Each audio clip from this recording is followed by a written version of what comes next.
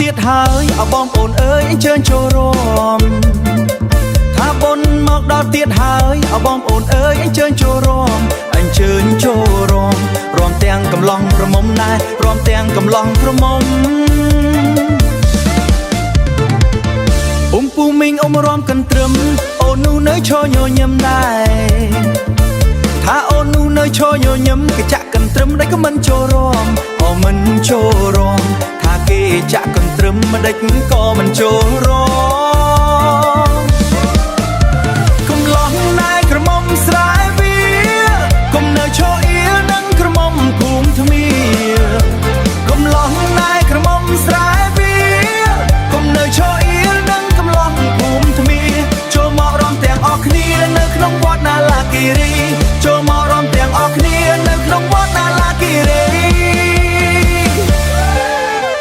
រំទៅហេយ៉ាអូហូសប្បាយណាស់បងប្អូន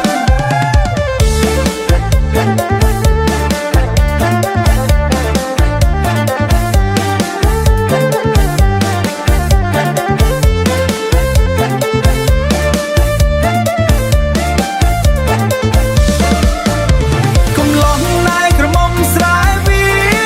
កុំនៅឈរអៀលនឹងក្រមុំភូមិថ្មៀកំឡុងណែក្រមុំស្រែវាកុំនៅឈរអៀលនឹងកំឡុងភូមិថ្មៀចូលមករំទាំងអស់គ្នានៅក្នុងវត្តណាឡាគិរីចូលមករំទាំងអស់គ្នានៅក្នុងវត្តណាឡាគិរីបុណ្យចែកឆ្នាំរំកន្ទ្រឹមណាឡាគិរី